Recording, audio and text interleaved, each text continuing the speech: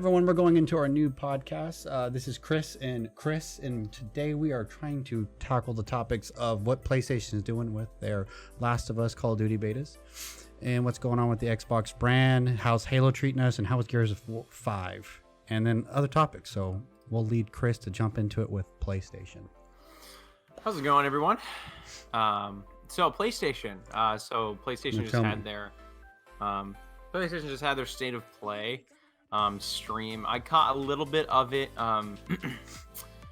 just at the end, but I watched most of the trailers like independently of the whole streamed event. Right. But it seems like PlayStation's doing the same kind of model that that Nintendo's doing. And I don't know. I mean, I think it's a good model, number one. I mean, have you seen any of the Nintendo Directs in the past? I'll watch them a little bit just to kind of be aware of like the Metroids and when the heck that's finally coming out, but not too in depth. But do you own a Switch? But also I do. Okay, cool. Yeah, I'm a big Nintendo fan, so I'm constantly excited about. Yeah, I plugged in. Fingers on the pulse. But also with PlayStation, as I own a PS4 and I have since day one. PlayStation now doing their kind of version of Direct.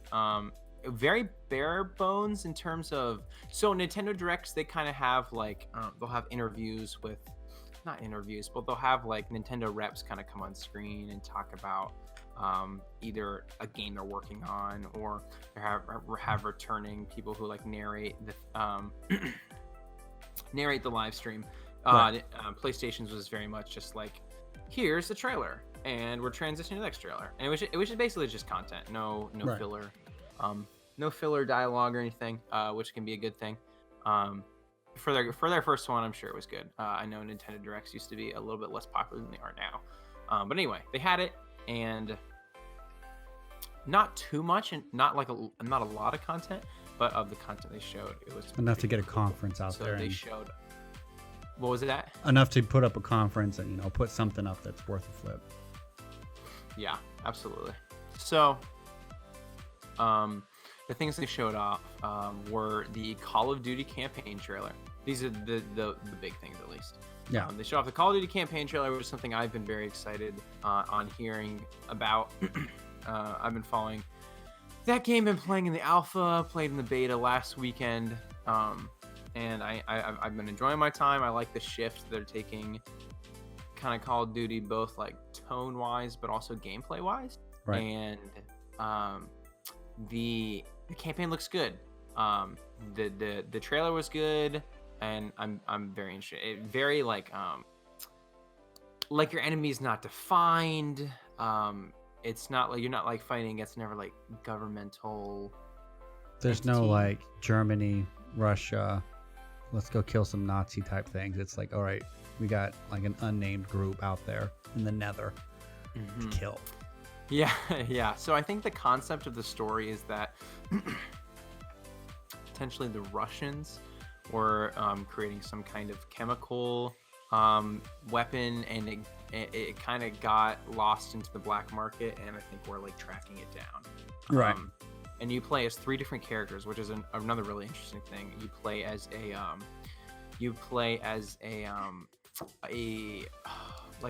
black police officer, or he might be like SWAT in Paris. No, forgive me, London. Okay. And then you play as a CIA operative who is, out in the Middle East in this this fictional country called Urzikstan, something like that. And then you also play as a native to Urzikstan. Her name's Farah, and she kind of grew up. I did see that. Among this turmoil, this political unrest, and all this stuff. So I think the game is gonna be pretty interesting. A little bit more interesting than maybe past Call of Duties in terms of the campaign, and it seems like they're taking the tone a little bit more seriously, which is exciting to say the least.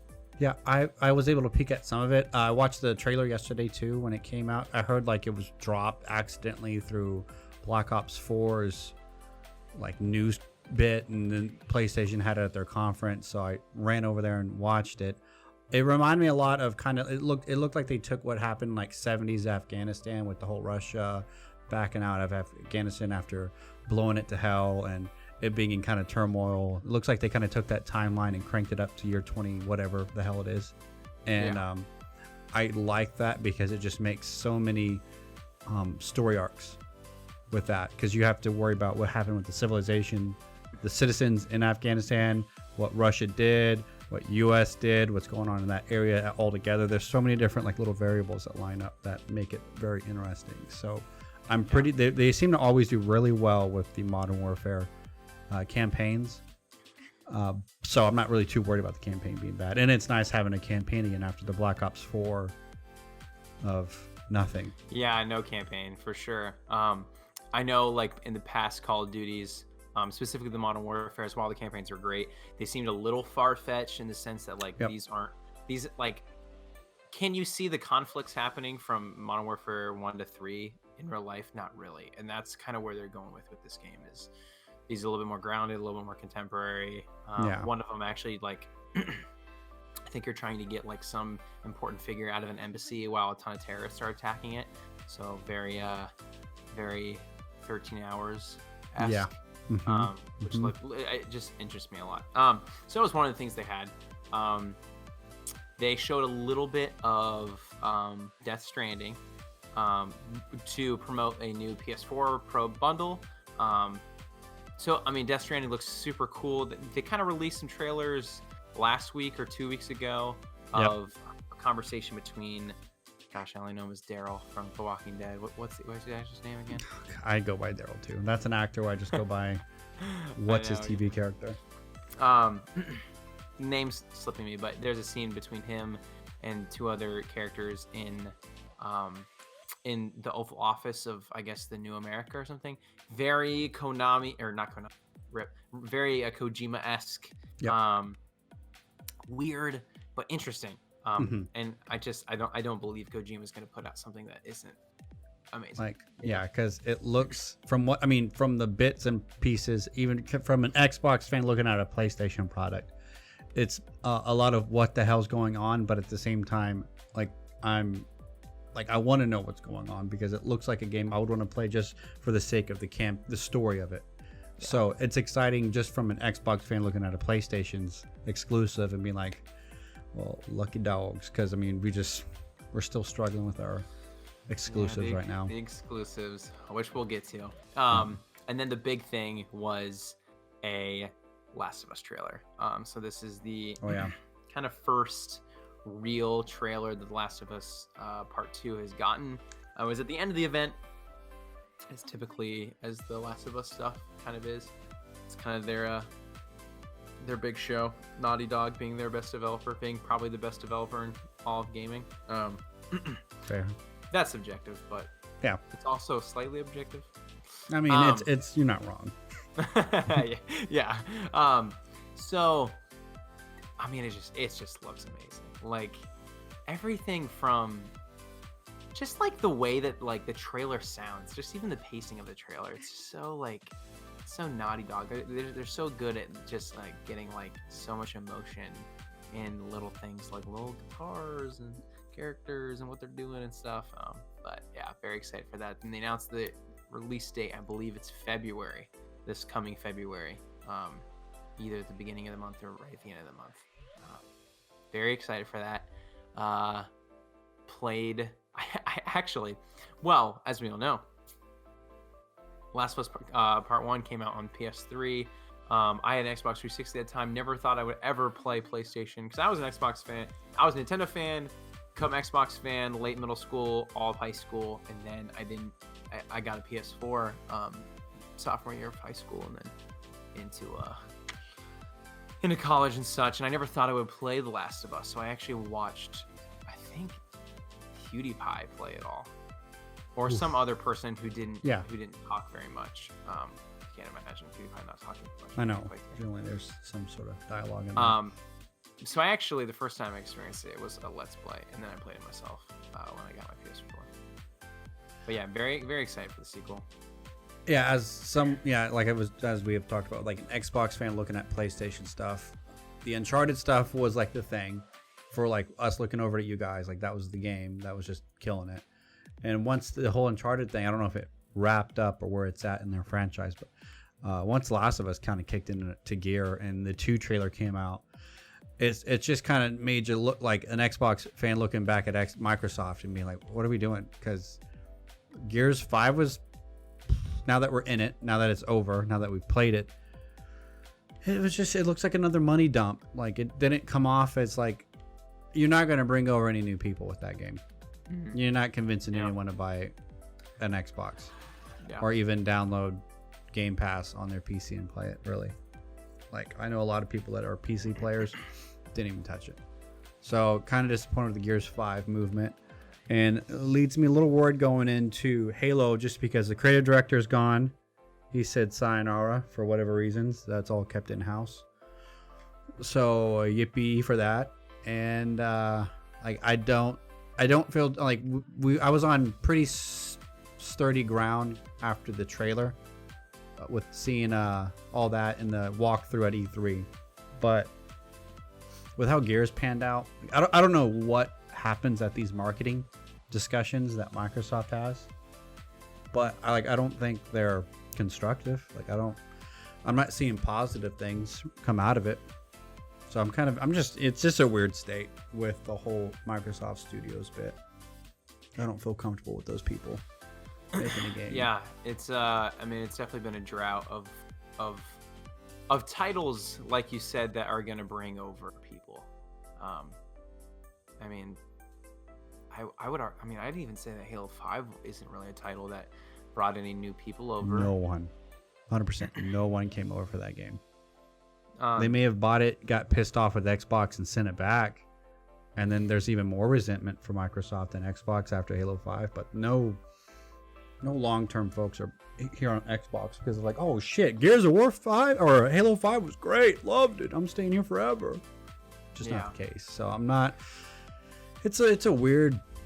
I mean, I do like them bringing over the PC folks. It's going to cause a weird rift in the competitive community, you would think, just because now you're going to have PC gamers and Xbox gamers or console gamers playing it. So how do you divvy up the esports community with that? I don't know, because we are still trying to solve the whole, when can we make PC and console equal? And I don't think Call of Duty is doing a good job at it. Like I felt I jumped in between Call of Duty on PC and on the Xbox, and with how snappy it is for aim assist on console, it was pretty close on PC. Like I never felt like I'm just getting bodied by PC players. Did you play on last week during the beta? Yep. I never felt bodied at any point by PC What did you folks. think of it? What did you do? What did you play on more? Or?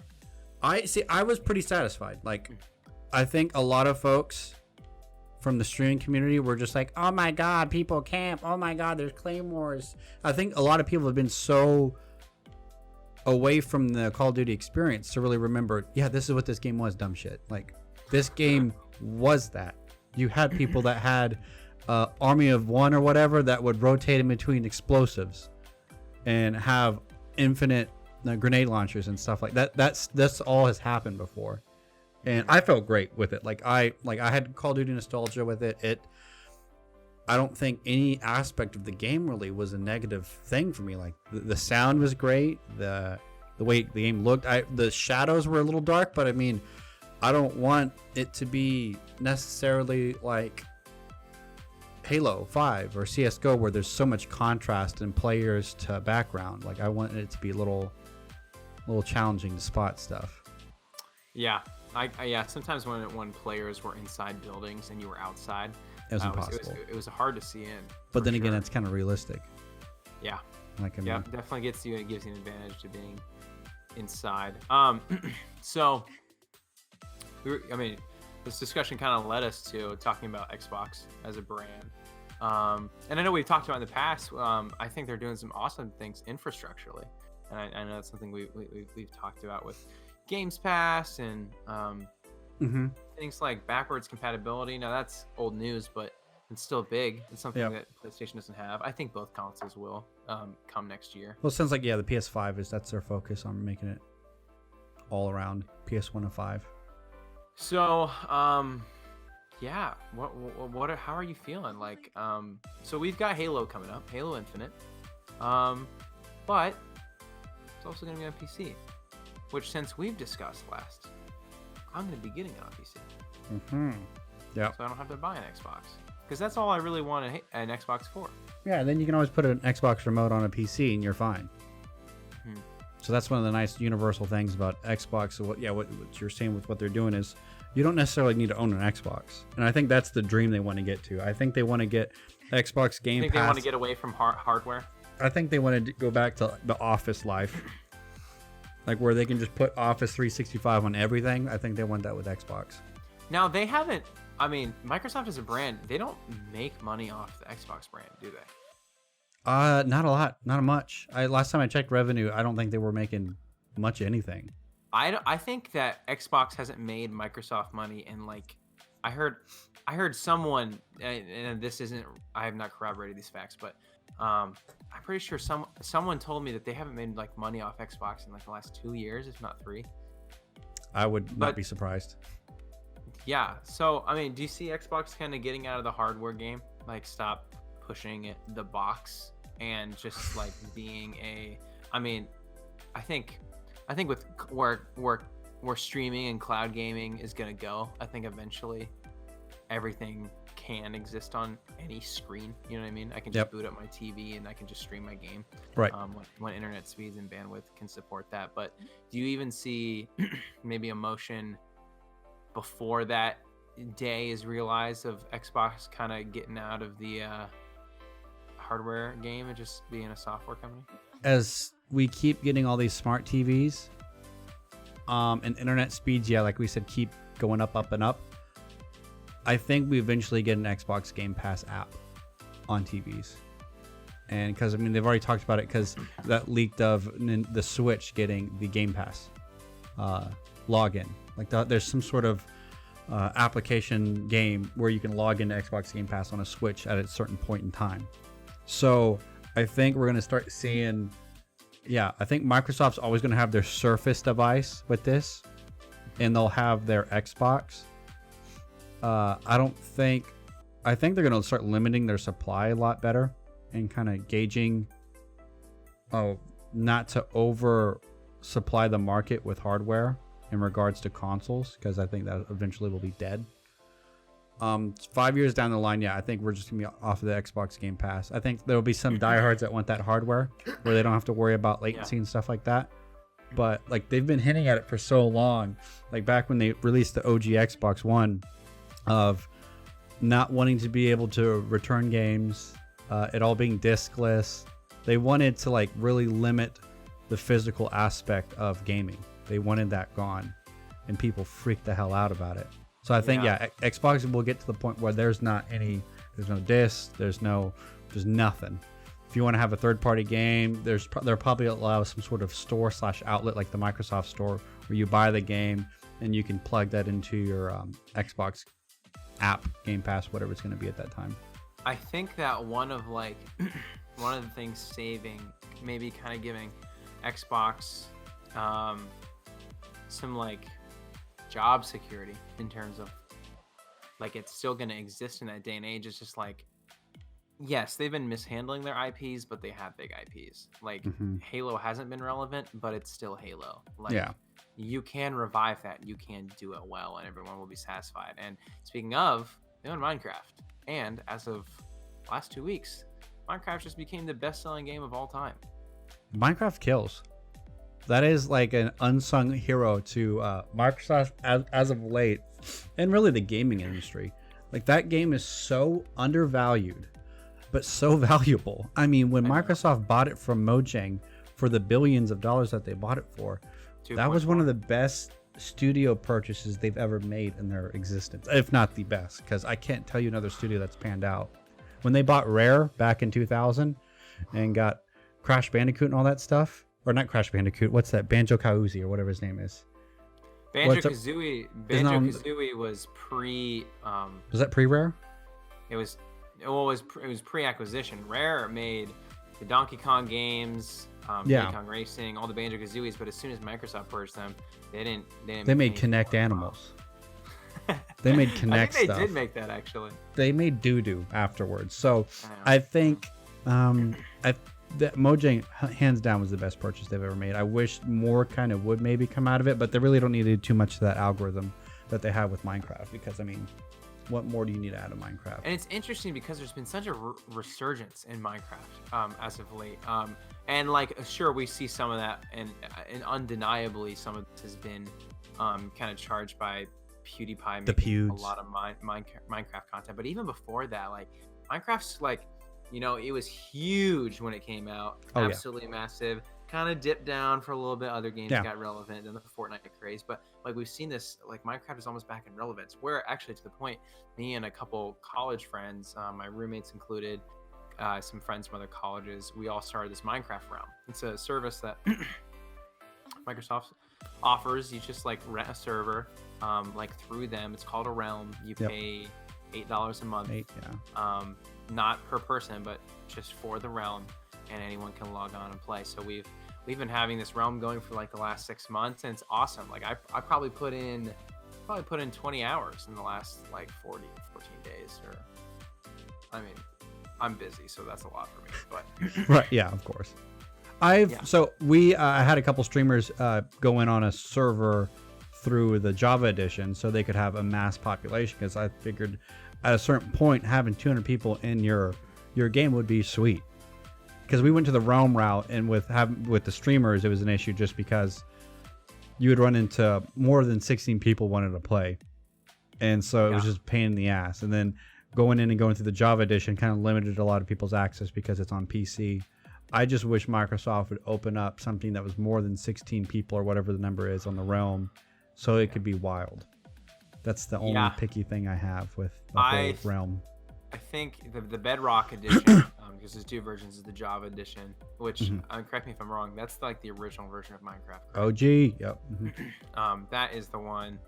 I mean, that's the better version, objectively. But the Bedrock is so universally accessed. Incredibly accessible. Yep. And has this cool Realm offering. And I mean, I play on Nintendo Switch. My roommate plays on his PC. My other roommate plays on his Nintendo Switch. We got a couple guys on Xboxes. Someone can play from their phone. A couple guys playing on Macs, but they run Boot Camp and they play on Windows. Yep. There's just like, there's so many ways to get to it. Literally a guy playing on his phone. And so it's awesome in that sense. And we're not really trying to do stuff. We're not trying to mod the game to the point where you can't on Java. Yeah. Well, the only good thing about the Java edition has just been the ultra realistic packs. Seeing Minecraft geared up to like almost a real life game, sweet, but at the same time completely unnecessary. So it's just like, okay, well, for the sake of everyone being able to join, the Bedrock has been like, when they universalized the entire platform where anyone could jump into it, that was amazing. Like, that was, to me, was one of the bigger things that Microsoft had pushed through with one of their studios, and creating something like that to happen, because it put a lot of pressure on PlayStation to because I thought it was either that game or Rocket League where PlayStation was not allowing entrance from their end. Well, it's still, I mean, you can't cross play on the Bedrock edition with PS4. So it puts pressure on Sony, which is kind of fun. Well, that actually might be a Microsoft decision. I heard it was a Sony decision. In the case of Rocket League, it is. However, in the case of Minecraft, I'm not sure. I think that might be a Microsoft decision to kind of entice those PlayStation PS4 players to come to either Xbox or Nintendo. I don't know. It's Microsoft has been doing really some interesting things with crossplay and making good connections with Nintendo. And I mean, Masahiro Sakurai during the latest Nintendo Direct, where they revealed Banjo-Kazooie for Smash. Yep. They had he was shouting out Xbox. He was like, it was great to work with them and everything, and like, seems like there's really good chemistry on the relationship between. That's where Sony's gotta be careful. Microsoft. Yeah. Because if Nintendo and Microsoft get a nice comfy thing going on, and there's some first party games from Nintendo that come over.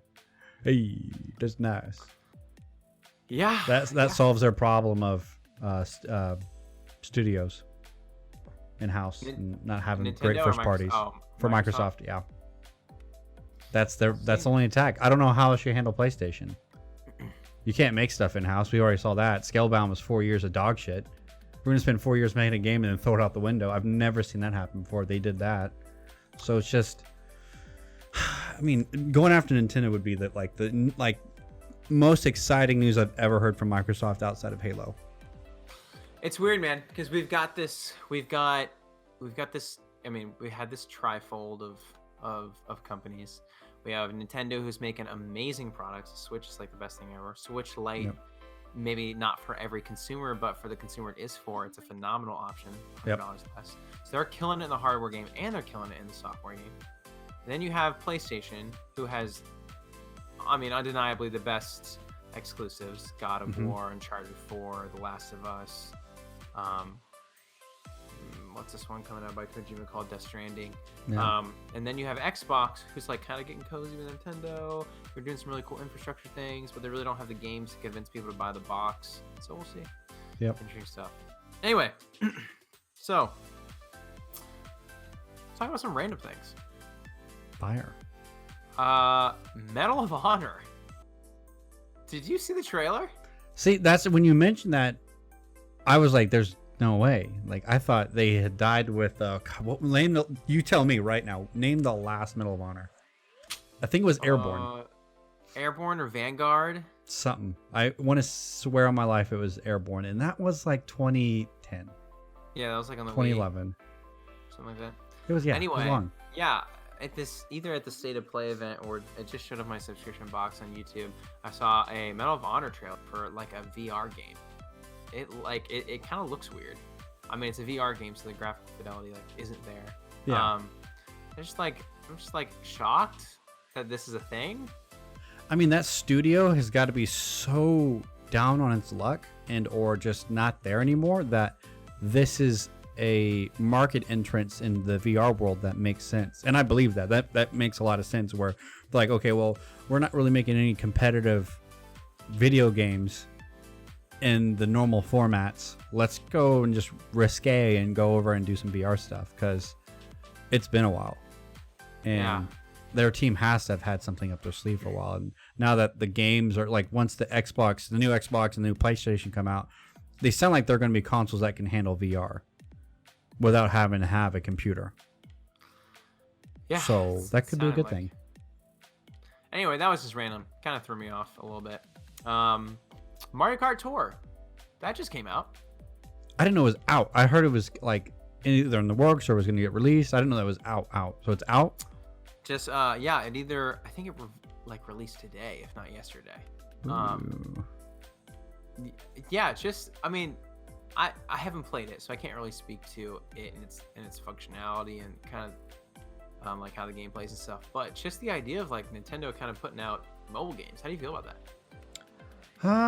I loved the Mario game when it came out everywhere on the App Store. Mario Run? Yep, Mario Run was pretty fun. It was nice seeing Nintendo out in the natural environment of life versus just actually when we saw Pokemon Go. To me, I think was kind of the more of the big we need to kind of hover around Pokemon Go for a moment. I don't know where you were in life, but Pokemon Go for me, that was one of the craziest events in life I've experienced ever for a mobile game, 100%. And a video game, it's in the top 5. I hung around parks at 3 a.m, dude, to get stuff. So it was the summer before my freshman year of college. Right. So I just finished high school. I believe. Yeah, I just finished high school. Summer 16. That's when it came out. Right. And here I am. I got all this free time. I'm going to college in a few months. And I'm hanging out. I had a really close friend group of like 2 girls and me and 2 other guys. And 3 girls, actually. 3 girls, 3 guys. We hung out all summer long. And like people I knew through different clubs and stuff. Like, I mean, you'd go to like, so there's this park near my house, and it's got a dam and stuff, and this nice walkway across. Right. you'd go there at like 11 p.m., 12 p.m. and there would be like 60, if not 100 high schoolers and college students all walking around catching Pokemon. It was amazing. There hasn't been like a collective movement like that. That's why that whole geo mapping video game that they like introduced into the world, there's so much potential in that shit because people are so down to hang out and play games like Nintendo wants you to do. They're so down for that. And it was awesome. Like you were saying, I would either go to the mall after hours and have security kick us out, go to a park, have cops tell us leave, or the best spot for us was going to the UTSA, the University of Texas in San Antonio, because there was 25 pickup points there, or little Poke stations or whatever they were called. And we just did constant laps around all of them. I mean, it was such a great farming zone. But it was 2 a.m. and there's 80 people out there. Like, there's no reason for 80 people at 2 a.m. to be walking around a campus. But there, like that first week, I swear to God, there was probably like 400 people walking around campus at 1 a.m. Dude, so many people didn't know what was going on. I bet it would be honestly even cooler as a college student, maybe being on campus and stuff. But like, oh my gosh, number one, objectively awesome. Yeah. The game, the experience, like and this is what I'm trying to get to. It's like, I don't know if that's ever going to happen again. Yes, there's so much potential in the model. Yeah. And with like geotagging and video games and stuff, because you're right, people want to hang out. Nintendo games, they like encourage hanging out with people. Yeah. And I love that about their business model. But like it stopped. So it was this cultural phenomenon. Everyone's into it. Everyone's, what are you doing? Like walking around? No, I'm playing Pokemon Go. Wait, what's that? And you play it. You gotta walk around and do something. You're like, oh my god, let's go out and like have fun. Yep. And then like it died. Yeah. It stopped. It had a really short ceiling on it, which is a shame. They also didn't think it was going to do that. It stopped being new, and it didn't die because there's still an incredibly hard group of people that still play. And I don't know if you like saw how much that game is made. Oh, last year, it's like in the billions. It's like PUBG but on crack. Yeah. In regards to such a small company making that money. So, so the game stopped being new and it stopped being this like big thing, and it's just so sad because it was such a, like, I'm gonna tell my grandkids like there was this golden era, this 6 months or maybe even less, like where everyone was just like about cool as shit. Yeah, everyone was walking so around. happy and doing fun things, and it's like, look, like technology can really do this. Like, well, I mean, it was the perfect blend. You're out doing things, which is fun. You're out with your friends. It encourages like, friend meets up and stuff. And people just like, what a perfect IP to do it with, like Pokemon. Like people love Pokemon. It just makes you feel good. Like our generation, that's it forever. It will always be Pokemon. And I just, dude, I look back on that summer with like so much nostalgia. I look back and remember just driving around friends and like family members at 2 a.m, them being pissed off. I'm like, I am so close to evolving my stuff. Shut up and deal with it. I'm going to be the first person to have all 150. Like, I am out here grinding. And then I effed up and found out you could GPS spoof like 2 months down the line. And I just downloaded an emulator and GPS spoofed all over San Antonio's Riverwalk after. You're a fraud. I know, I ruined it. But at the same time, it was so cool walking around through buildings on the Riverwalk. I went down to the Riverwalk and saw how crazy it was, because I had no idea the Riverwalk was popping like that.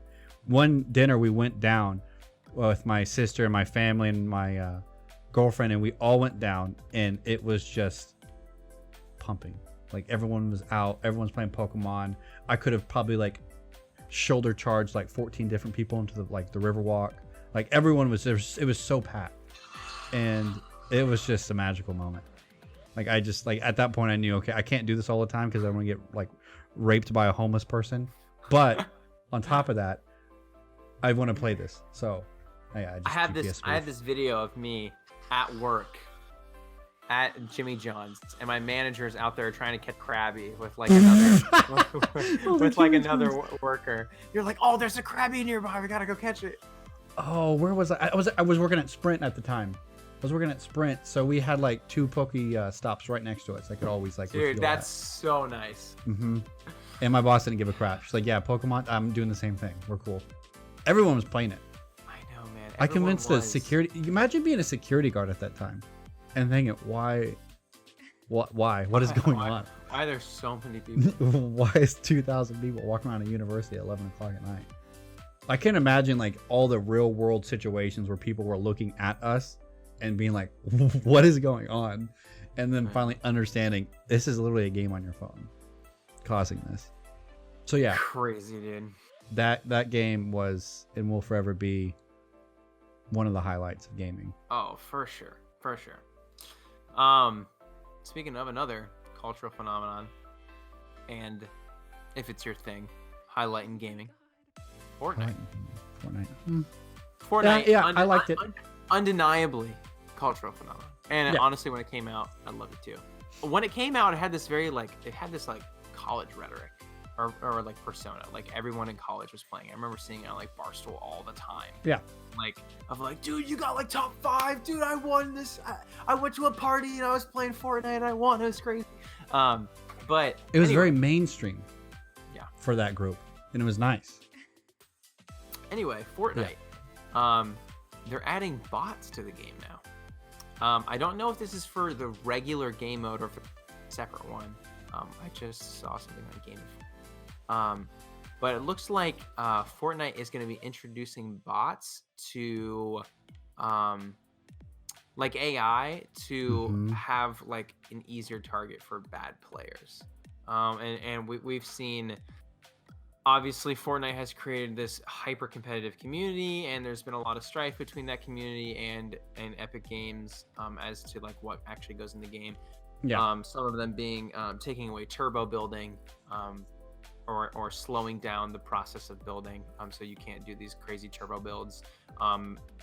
Adding things like the Infinity Sword or yeah, it was the Gauntlet for a little bit. The mechs. Mm-hmm. The Gauntlet was in a day and age where Fortnite hadn't it yet. Yeah. They were still experimenting. It was just like a fun. Everyone was pumped that they had it. There wasn't like any like I hate this thing. It was everyone was all for it. Yeah, it was like, oh dude, you can be Thanos. And kill half the map and Thanos punch him. Car. But yeah, it looks like oh my god.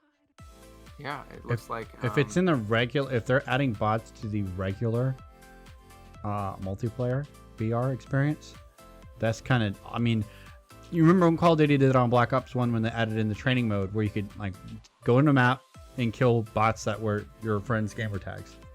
That was fun because it was like, okay, now I get to see what my kill streaks look like, all that stuff. That seemed fun, but it was its own thing. It wasn't like a competitive multiplayer thing. It wasn't in multiplayer. Like yeah, people, so I don't know. I don't like that. So what this says is that in the next season of Fortnite Battle Royale, the balancing of skill players may also mean you square off against bot opponents. Epic Games is adding AI adversaries to help players adjust to the difficulty of play. As a player's skills improve, they'll see fewer bots and more human foes. The bots will not be in competitive playlists. Both of these changes are coming, blah, blah, blah. So, yes, they're going to be in this the standard mode. However, they won't be in competitive modes. Fortnite's skill gap is getting crazy. I mean, it's a game where a skill ceiling is incredibly high with building. And on any shooter gets pretty competitive. I mean, if you play Call of Duty nowadays and you only played back in the day, like, people got good. Real good. Most people got good with them. But in the case of Fortnite, only been out for so long, and the people who are really good, like, really no-lifed it.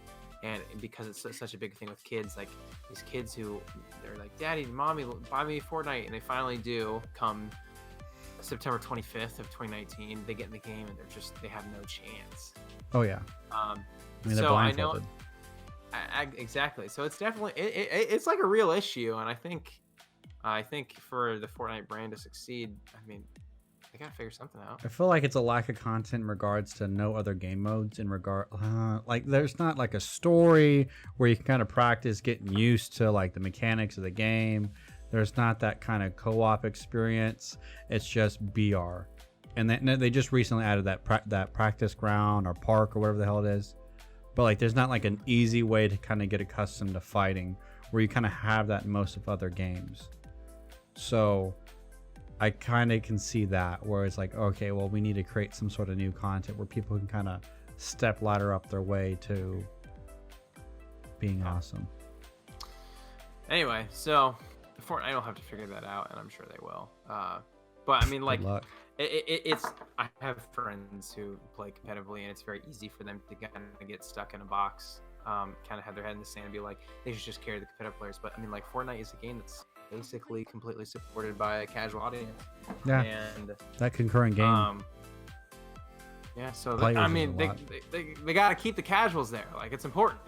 Yeah, because then you'll end up with something like PUBG, where you just have a bunch of sweats and no casuals, and no one gives a shit because it's a dead game. So they're doing the anti-PUBG approach of, this is something that could work, which I gotta kind of respect them for that. Yeah, I play competitive Melee. I have been hyper competitive about that game. Kind of always had this, not disdain for new games, but it was like, oh, it's not Melee. It's not as competitive as it could be. Like, people should get good. I've been playing nothing but Smash Ultimate for the past 4.5 weeks. 4 weeks. And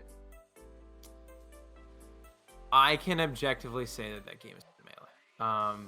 For a lot of reasons. But it just makes sense. Like, making games accessible, like, is good. And I'm glad that Melee exists for the people who want to play it competitively. Yeah. And I totally encourage, like, people to both spectate and, like, get into Melee. Like, it is a long process. It's a very difficult game to get good at and understand what's going on. But once you do, can an Ultimate player go into Melee? If they're good at Ultimate, can you go into Melee and be generally in a fine world, or do you still, is there going to be this little, because you've mentioned there's this little almost errors that were built into the game that make that game so challenging to be good at?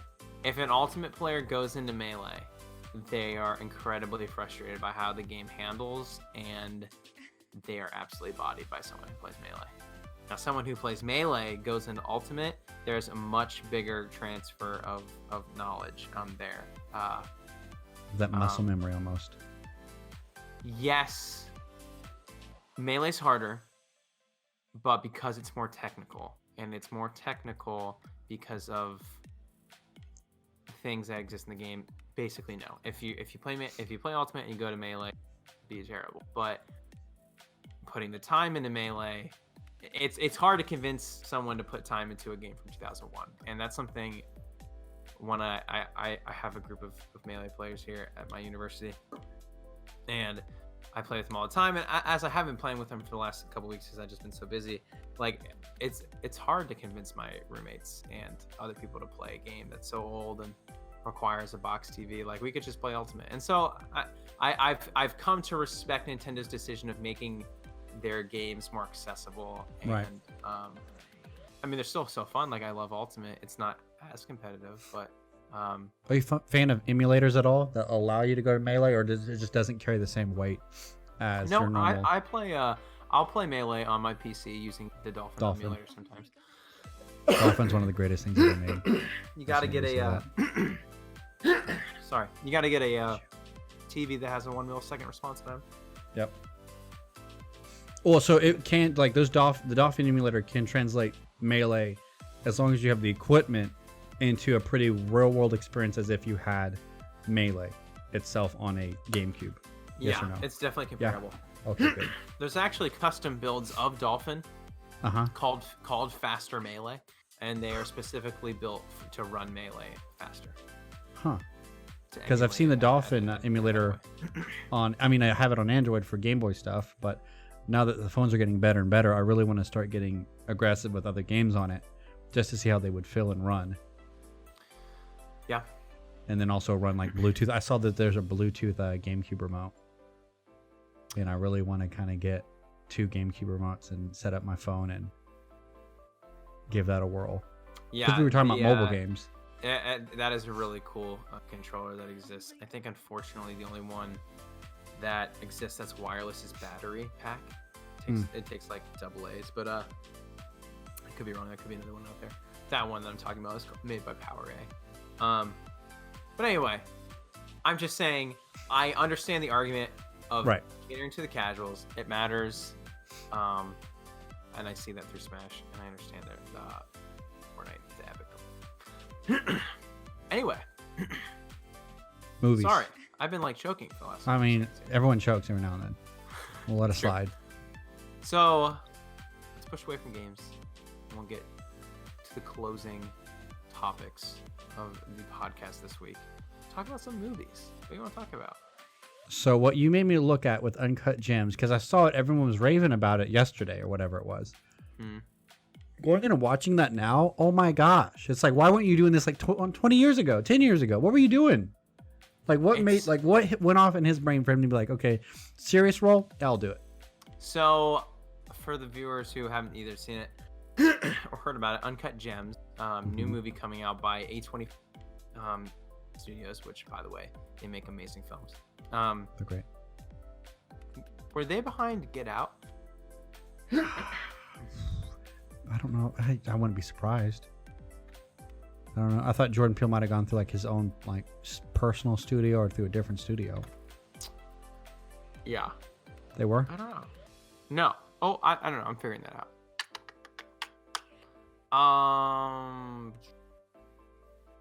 I want to say it was a different studio. Yeah, I think it was. I think they're the studio behind. But A24 has so much, such a great like list of movies the past 10 years. Midsummer.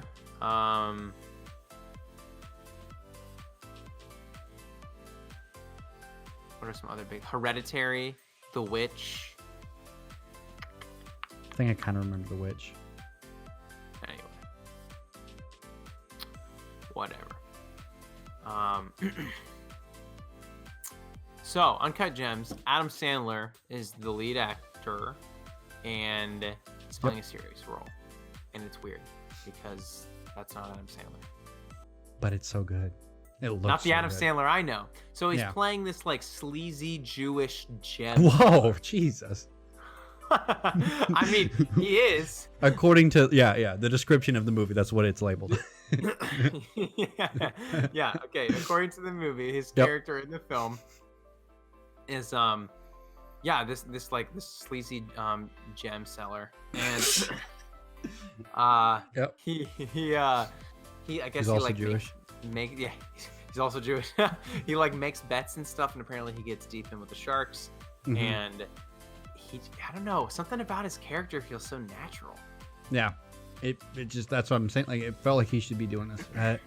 Had been doing this for such a long time. And them getting Kevin Garnett in there, and Kevin Garnett looks like he can even act. It's like this movie is like framed very well because I know. whatever the director did to get these guys to look like this and or act like this, he did something right, because it's hard A, to get an NBA player to act normal, and B, you have Adam Sandler to not do another Happy Gilmore movie. Like, Yeah. all the power to you. Just do what you got to do to make this movie, because it looks really good. Yeah, I'm I like excited. I always love to see kind of comedic actors like play a serious role. Robin probably Williams seems one- like he was the pioneer of all that good jazz with comedians going into that super serious. Robin Williams. Yeah. Pioneer of it, I would imagine. his There's probably someone else before him, but Yeah. Bryan Cranston with Breaking Bad ooh, yeah. playing the the father, the dentist in Seinfeld, the father in Malcolm in the Middle, and then There you go. transitioning to one of the most hardcore characters in film. Jason And Bateman TV. doing that with all of his stuff that he's had in comedy, going towards Ozarks. I didn't know Jason Bateman was a comedic actor. Not like Wait. more. Oh my god! I thought you said Jason Statham. No. Yeah, no. That's generally what like happens to me when I hear that name. But no, the guy from oh my god, I can't think of the TV show because I've been watching it lately. But he's in that TV show with Michael Cera and all those funny actors, and then he's in all of his he's in Horrible Bosses and all that stuff. Yeah. Jason Bateman. Okay. His thing with the Ozarks, he got him an Emmy this week. Should I watch Ozark? I've heard it's really, it outdid Games of Thrones, which didn't really take too much, but it did do that for their. I'm gonna check out Barry for sure because I have to as well. Yeah, I know. heard Slacked really with good that things about Good old Bill. Bill Hader, Bill Hader's role, and then I'll check out Ozark. Bill Hader's he is so from the Midwest. He just reminds anyone of like this guy is 100% from the Midwest. I don't know. It's great. Love him. So anyway, Uncut Gems looking very interesting. Yep. Adam Sandler and a new, awesome. And then I guess we can close on talking about Lighthouse. I know we talked about this last time. I've had more time to watch trailers, read a little bit more about it. What do you The second trailer, I think, has... Well, no, the first trailer was great because there was this resounding Rebel One sound of like an alarm going off while the trailer was going, and that got me pumped because I love all those timings and events that go on in trailers that just kind of gives that... It just makes the atmosphere of the movie seem really great. But the second one was so good because it showed them more unhinged. Like when they're screaming what at each other for like a good like 30 seconds of the trailer, I was jazzed about that. I'm like, yes. Like I like seeing William Dafoe act insane and then Robert being able to mimic that very well. Just I don't think I've seen the first trailer, maybe only the second. First is a good one. Second is just as good, just because you're just seeing that craziness that you want to see in this movie. Because this movie looks, I mean, it's so out of the ordinary that I'm pretty excited for it. I mean, black and white, looks like it's shot on film, 4:3 aspect ratio. Yep. That already is weird. Then you got Robert Pattinson and Willem Dafoe, and they're the only people in this movie. Screaming at each other. It's freaking weird, man. Yep. Very static shots. And some of the shots are like basically a camera on a tripod and like someone walking through a hallway. Yep. Looks so artistic, man, and I love it. I love it. It looks like just a great throwback black and white suspense movie. And you can tell they really captured that whole thing because it's just like that's where we want to be at. Yeah. This is something that's so like we don't have any of these right now, so do it, please. And it looks like it was done well. So yeah, I'm all excited for it. Yeah, me too, man. Well, it's been great catching up with you again. Yeah, I know. We had that pause. We had that pause last week, but that was our bye week, like we said. It was bye week, and we're kind of just jumping back into it. So it's kind of nice. We're back on the schedule to get the Wednesday things going again. Yeah. And this one will be out tomorrow. This one will be out quick, just because it needs to be out now. Cool. We got too much class tomorrow. But yeah, thanks for chatting. It was fun. Thanks for having me on, man. As always. All right, you have a good one. You too, man. All right, bye. Bye.